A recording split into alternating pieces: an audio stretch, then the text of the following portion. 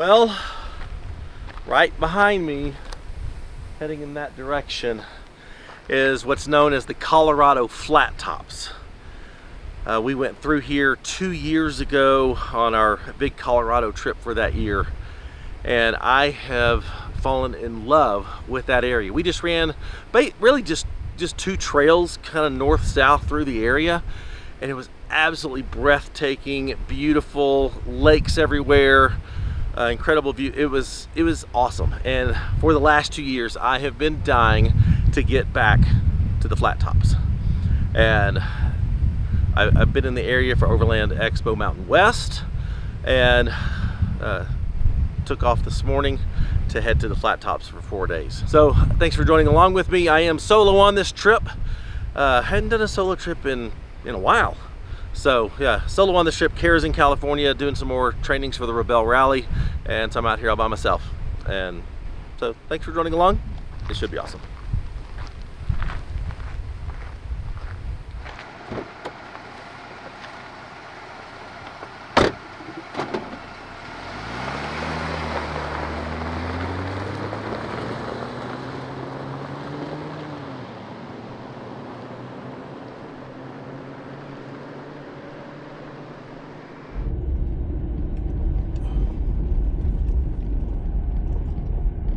What is this?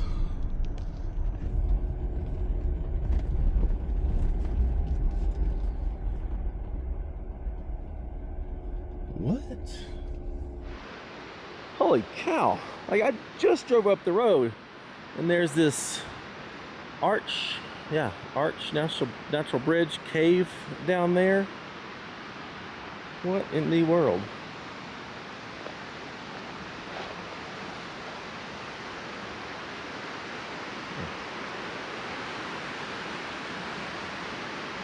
Wow, that's cool.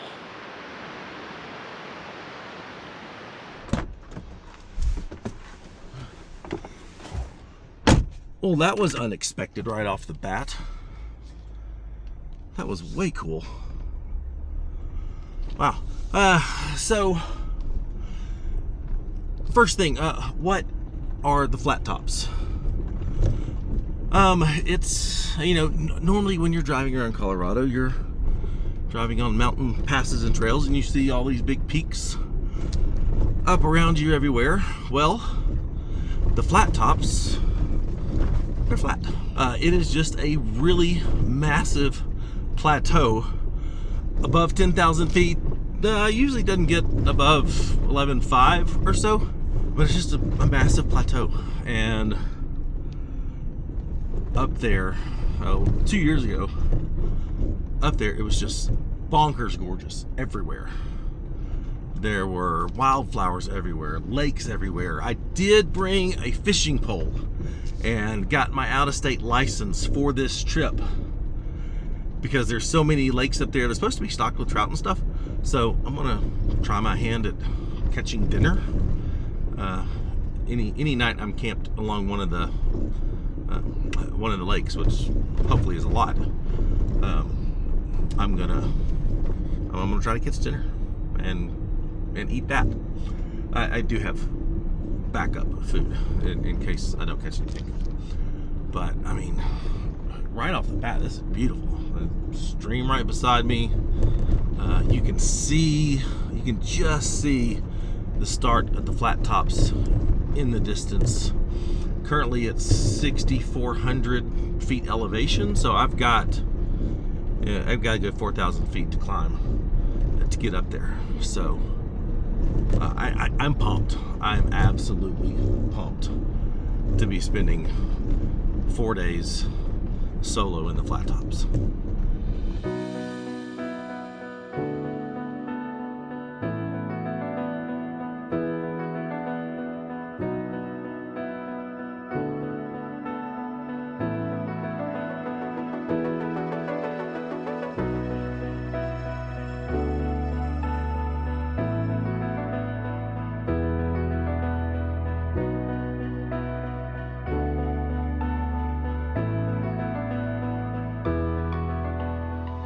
Climbing up to the Flat Tops. I'm currently on BLM land, but as I get up to the plateau, it will transition into the White River National Forest. As I've said, I have been here once before, but this is not the way I came in. So this is all new to me. 2 years ago, we went in from Glenwood Springs and up the Transfer Trail. But this is a little bit closer to where I was, and a totally different road, and when you know how much I love that.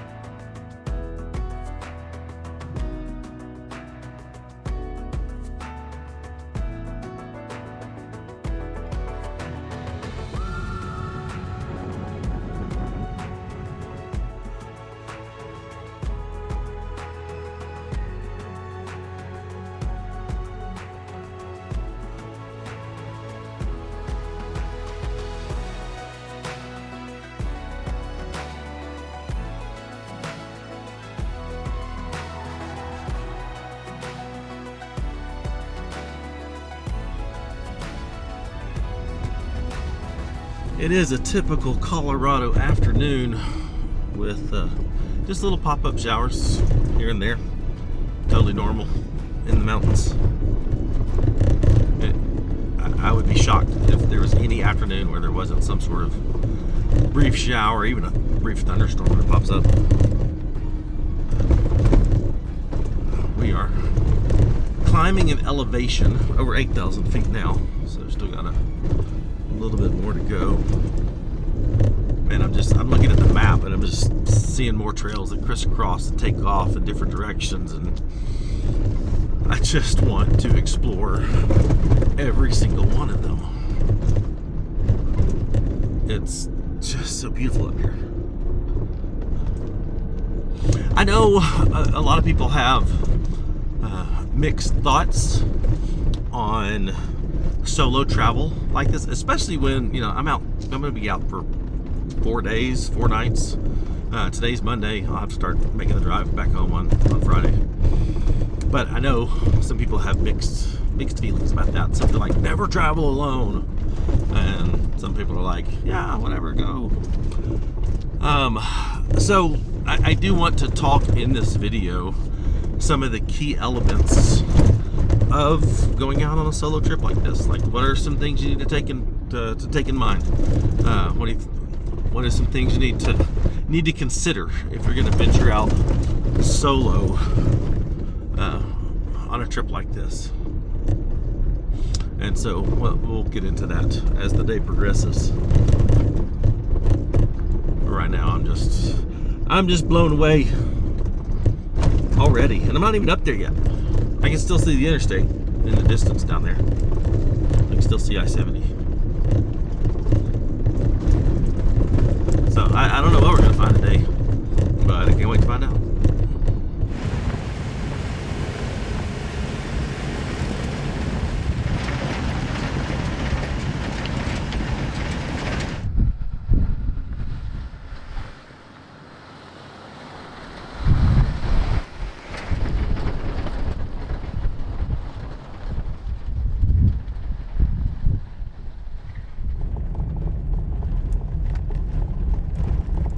Well, we have officially arrived in the flat tops.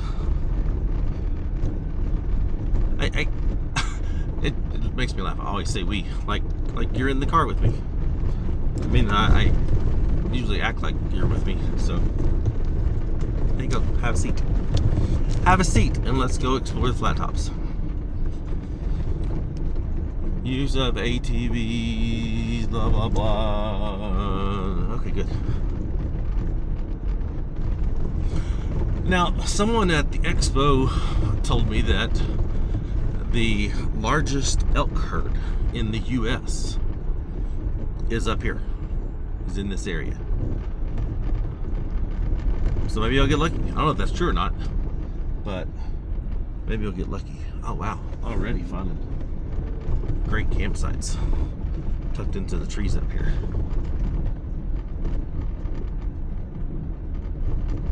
There's a lot of great camping up here, so I'm pumped. I'm approaching, I think, Overlook up here in just a minute. But let's go ahead and discuss point number one for how to do this solo overlanding thing safely, especially multi-day trips. Yeah, if you're just going out for the day, you can take a few more chances, maybe.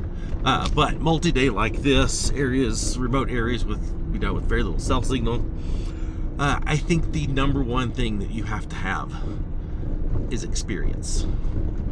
Very close second that I'll get into in a little bit, but I think the number one thing you need to have is experience.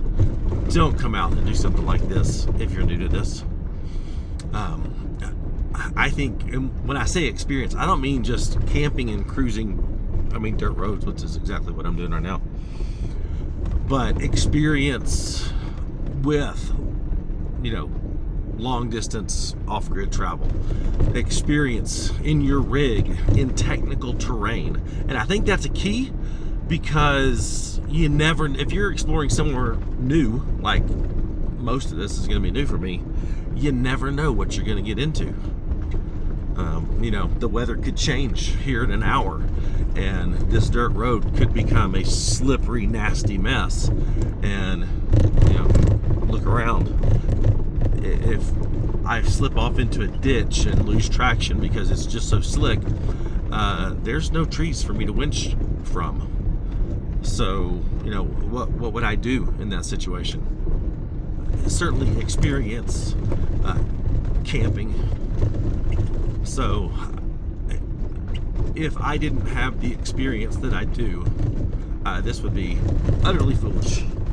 And some of you would argue in the comments that this is foolish anyway, and I'll accept that. I've never claimed not to be utterly foolish at some points. So, on the Gaia Overland layer, there is a little binocular icon that says Deep Creek Overlook. So it's not far down there. Let's go check it out. Look how beautiful this is. Looks like seen from The Sound of Music. Dang. I think I'm beginning to see why it's called the Deep Creek Overlook. Look at those bluff lines. This is the East Overlook. God, this would be a cool place to camp. I don't know if you can though. Surely you can. Like tent camp, hammock camp. Surely. There's no signs that say no camping.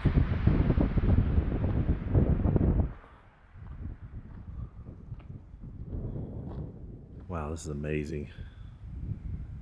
Deep Creek has carved a 2,300 feet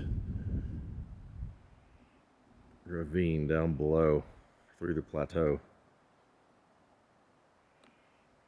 Absolutely beautiful. Now to see how well I can breathe at almost 10,000 feet, making this little short climb back to the Jeep. I'm not sure how acclimated I got being in Loveland for only 4 or 5 days at 5,500 feet, so we'll see.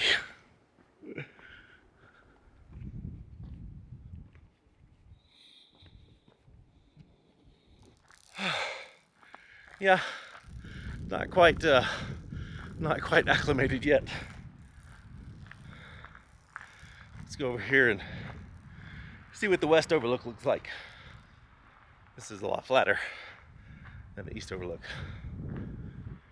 Oh, apparently there's bighorn sheep in the area. You can often be seen grazing on the grassy hillsides on both sides of the canyon.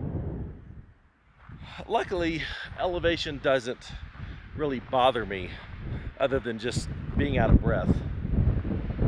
I don't get bad headaches. I don't get super fatigued or anything. Oh, it's windy. I just get out of breath. Check out the view from here. Oh, that's windy. I don't see any bighorn sheep.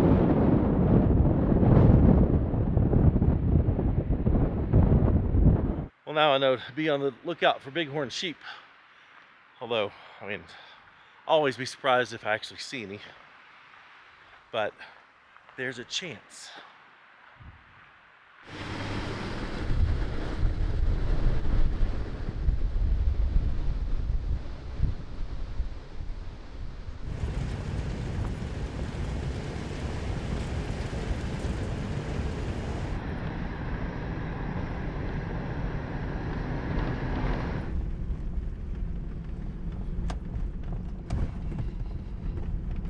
The views up here just are crazy.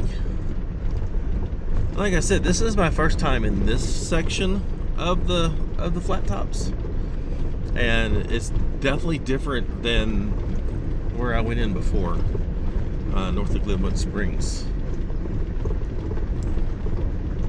It's just beautiful.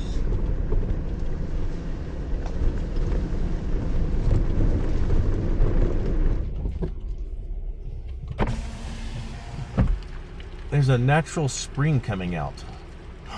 Oh, I know what I'm doing. I picked up this new Grail, the new titanium water filter.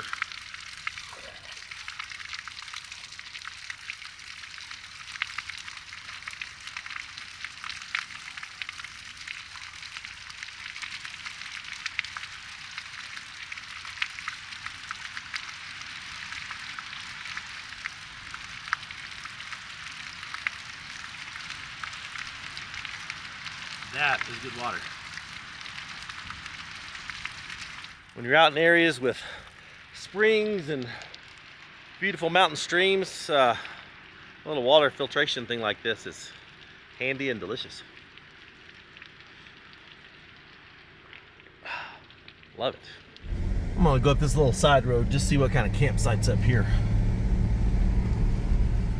There is a campsite icon on the Gaia GPS Overland layer, and it would have incredible views.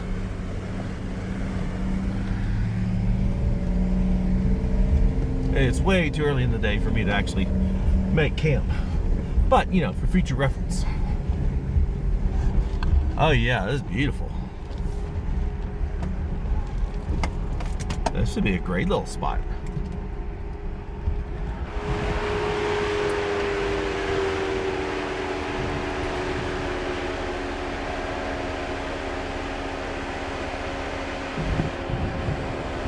Yeah, if it were later in the day, I'd totally camp here. The views are excellent.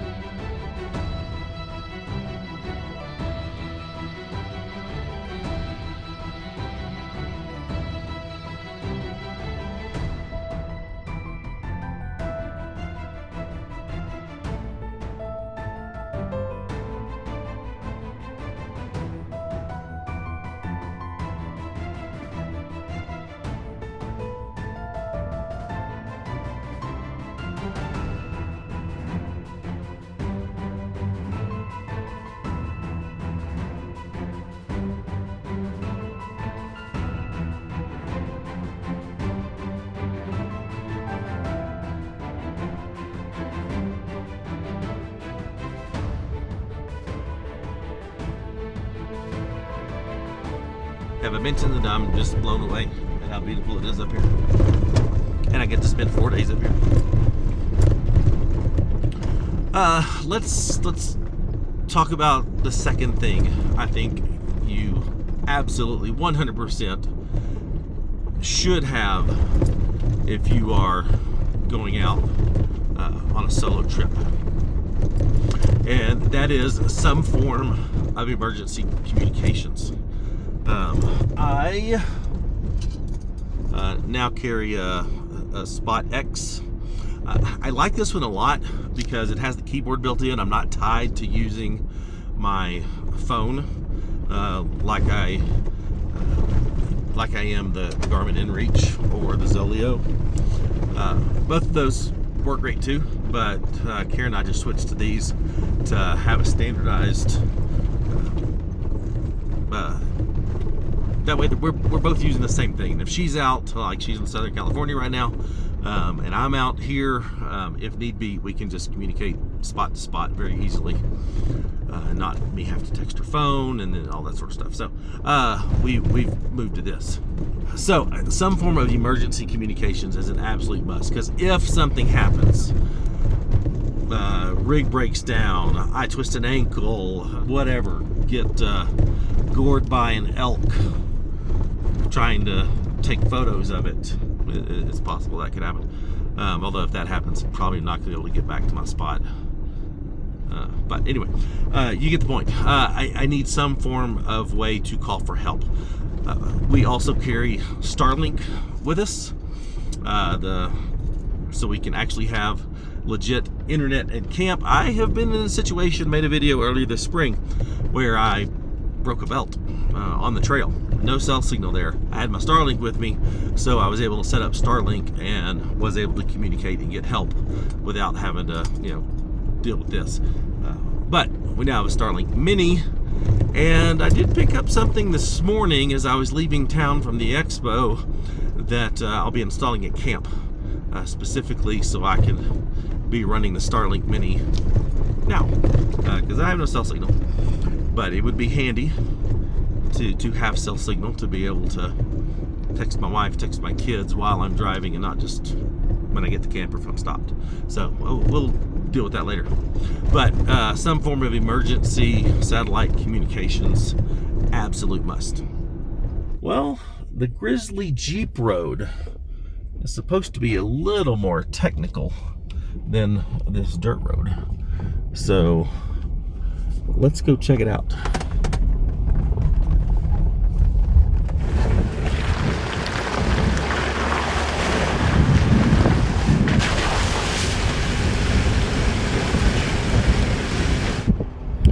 Some nice camping there.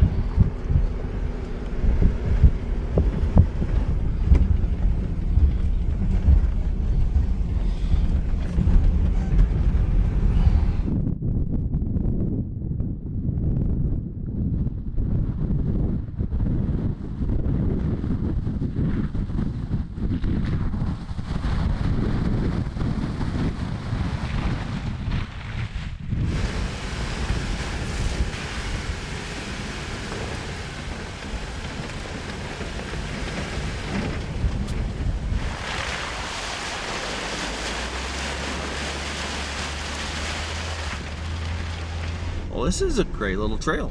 It is not bad at all. Totally suitable for any stock four-wheel drive, but just a little bit different than being on that main dirt road. You get a little bit more intimate with the hills and the rocks and the trees that you've been seeing in the distance. I like it. No elk or bighorn sheep yet. Like, surely they're out in this area where much fewer people travel versus the main dirt road. Hopefully.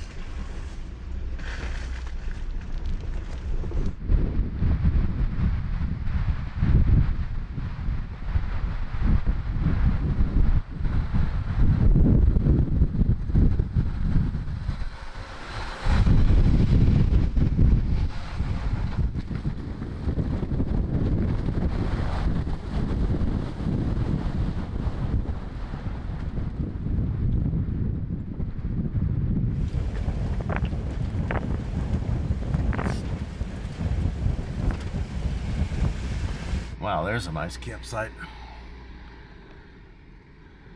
with a tent and no vehicle. They're around here somewhere, I guess. Wow, that's beautiful.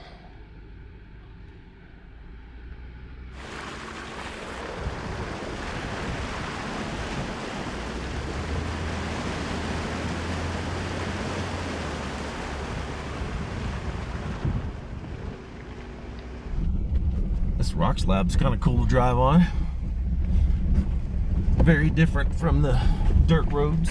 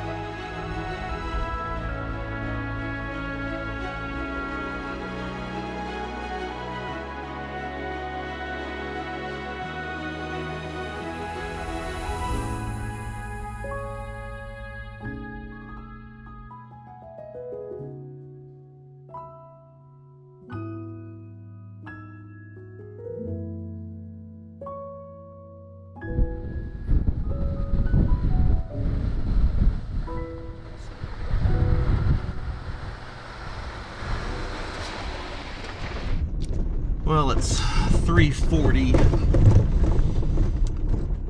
Want to try to be at camp no later than 6. So I'm headed up a trail that I know ends in a cluster of lakes. Well, it doesn't end, but it goes by a cluster of lakes that has a bunch of different camping spots all along them. So that's the camping goal for tonight. Definitely don't want to get there too late because I do have something to install, which I don't think I've ever installed anything in camp before. So, and I want to have time to fish, and I want to have time to chill and eat, and I do need to edit a little bit tonight. So that's the plan. God, I know I sound like a broken record. It's just freaking gorgeous. Frickin' gorgeous. Frickin' gorgeous. Let's discuss in the midst of this frickin' gorgeousness. Let's see. Number 3, the third thing. If you're gonna venture out solo, especially on a trip like this. Plan where you're going to go ahead of time. Make a route. Kind of do some scouting on Google satellite imagery to kind of, you know, check it out. But plan out a route in Gaia or Onyx. But for long distance, remote stuff like this, I do believe Gaia is the better tool for that. And make sure someone knows where you're going. My wife obviously knows that I'm here. She has access to my route. Now, she doesn't know specifically where I am. You know, she doesn't know where I'm planning on camping tonight, because I didn't know either. But she has a general idea of the area, and since I have the other forms of communication, if I don't check in with her later tonight, and especially if I didn't check in with her, you know, by bedtime tonight,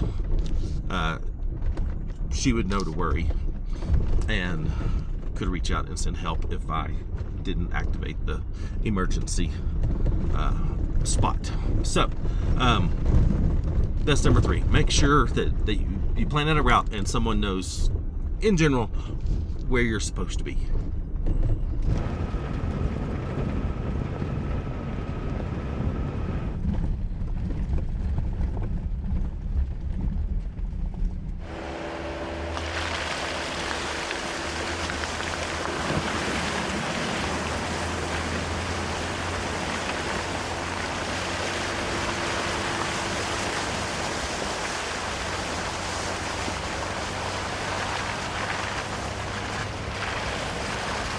Found this, I would call it a single campsite. Very nice firing. Make it squeeze 2 rigs right here. Man, you could back them in here with rooftop tents and check out the view. And I think there's some campsites down there by that lake. I think it's called Owl Lake. I'm gonna go see. Still a little early, but if it was a great campsite, I'd go ahead and call it.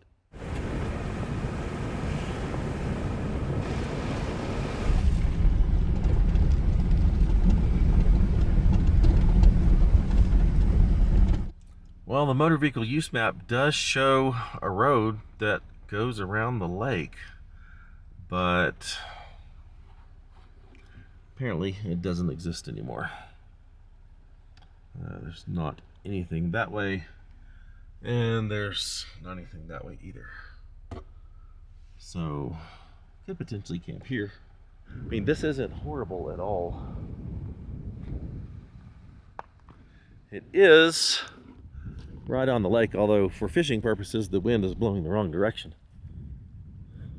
I don't know how well I could walk around like to that side over there. I'm not sure. But it sure is beautiful. I think I'm going to continue on. I did try to walk a little bit around there, but as soon as I stepped into the sand, I just started to sink. So I don't feel good about my odds walking around the edge of the lake to get to a better fishing spot. And here the wind's just blowing directly this way, so that would not work very well.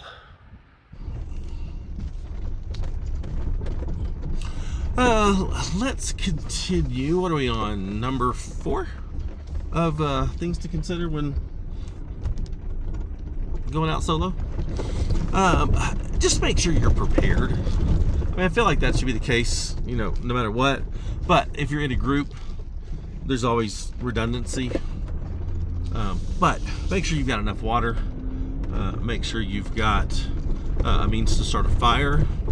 I brought my tripod torch for this trip. I'm not going to start a wood fire because just about every time you're in Colorado in August, there's going to be a burn ban, and the fire danger is high today, so I have a propane fire pit. But, you know, food, water, shelter, make sure all that's in good working order, because obviously you don't want to get out on your 3rd day of a, you know, week-long trip and realize you didn't pack enough water, or you have no means to start a fire, or, you know, you ran out of food, or you didn't pack appropriately for the weather.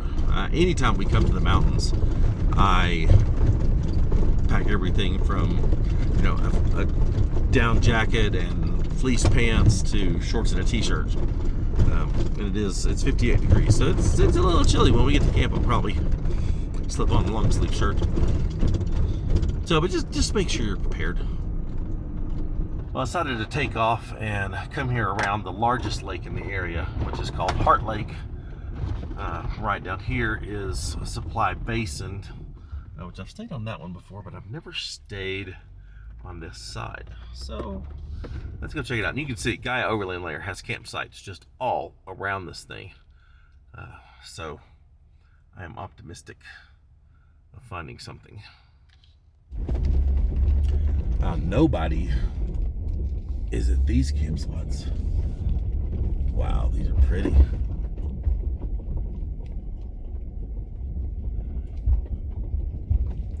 Ooh, I like this one a lot. Oh. Oh, heck yeah. Yeah, this spot will do very nicely. A little bit of wind protection from the trees over there. The wind is coming from the west, which means it's blowing that direction, which is perfect for fishing.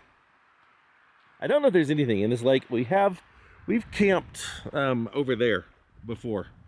Karen and I did take paddle boards and pack raft and stuff like that out in this lake 2 years ago. And all we saw in this lake were leeches. And if you watch those Colorado videos, this is the lake that we called Leech Lake. Because we could see leeches in it, but never saw any fish. So I don't know if there's any fish in here or not. But I think this is a good spot to find out.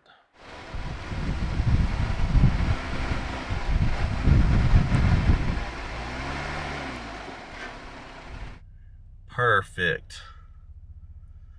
I like having a little 1 degree tilt to the back.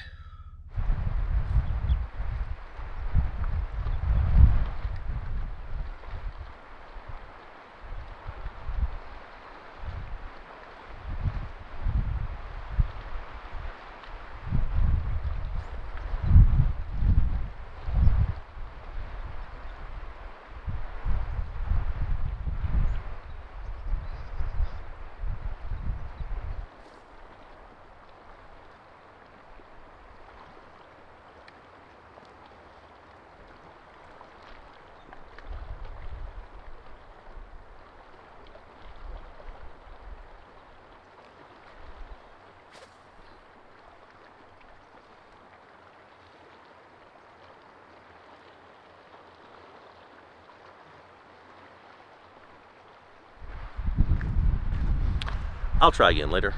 Let's go install my new thing I got this morning. I picked up a few things at the expo. If you saw my expo video, you saw this T-mat in it. My favorite thing that I found at the expo, and I did get some.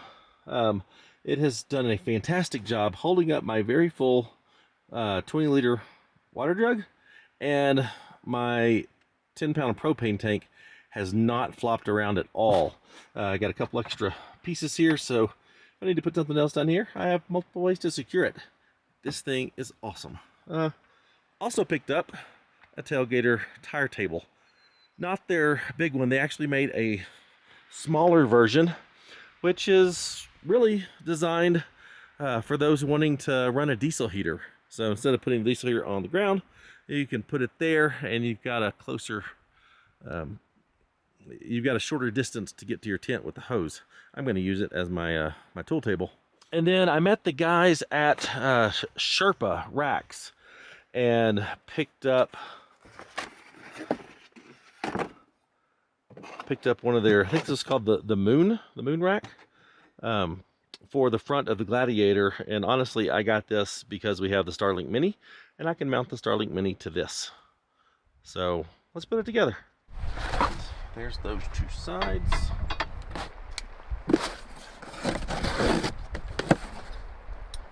Let's see. Hardware. Perfect. Ooh. Got her mount. I don't know what I'm going to do with my trash when I'm done. Probably get it as small as I can and leave it back here.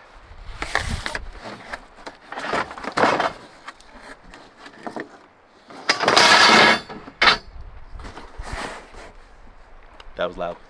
One very handy thing about my new tailgater table here, or trailgater, is the cup holders make great places to put your hardware.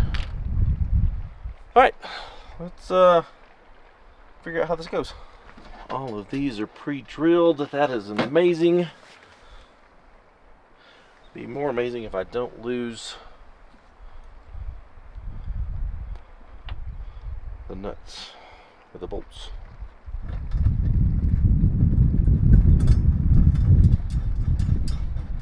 I'm going to speed this up.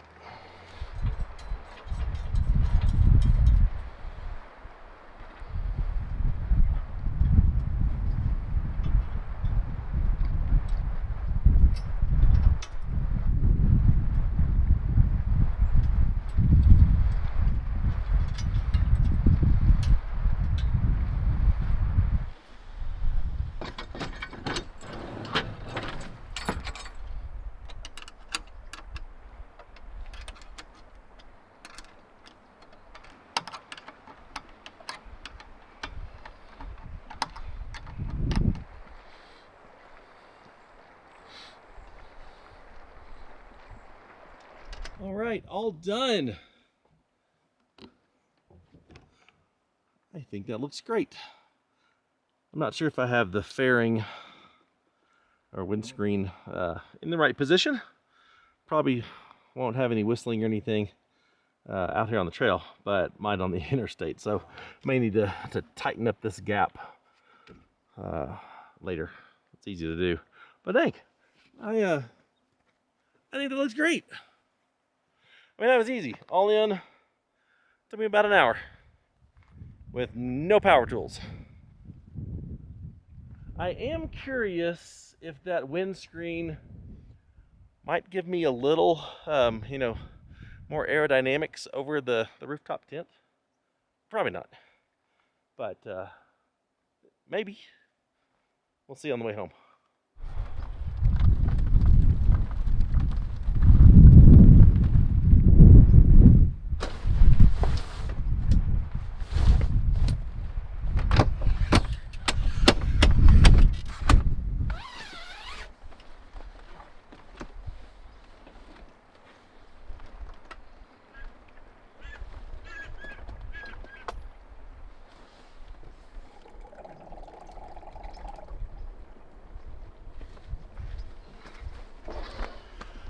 I am starving, so I was actually going to cook, but I don't want to. So I am going to have, here you go, the new beefy enchilada from Memu's Camp Kitchen. I haven't had this one yet, so let's just try it.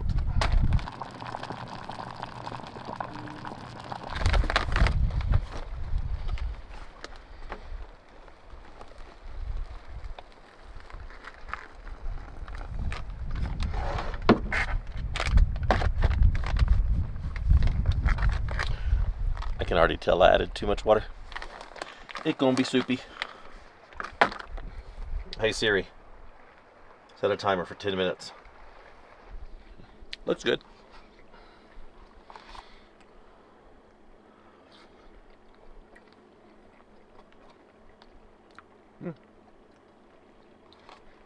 That's real good. Tastes like a beef enchilada.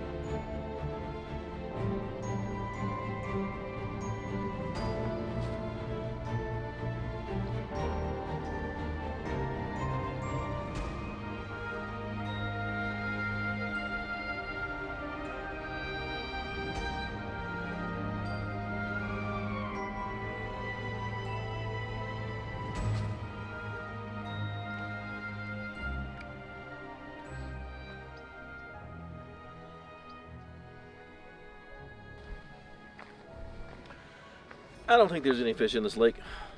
I think it's probably too shallow. But I can see lots of leeches, which is why we named this Leech Lake. Hold on. I mean, it's crystal clear water. Yeah, look at that. That's a leech. There's 2 leeches. There's another leech.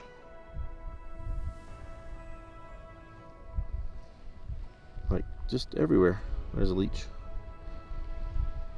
There's 3. It's just crazy how many leeches are in this lake. I don't know what leeches eat, but I mean, I thought they sucked blood. So there's got to be something else living in this lake, right? Or are they eating algae? Are they algae eating leeches? I don't know. I know it's getting cold. Like it's getting real cold. I got 3 layers on, put pants on, about to put socks on. That's how cold it is.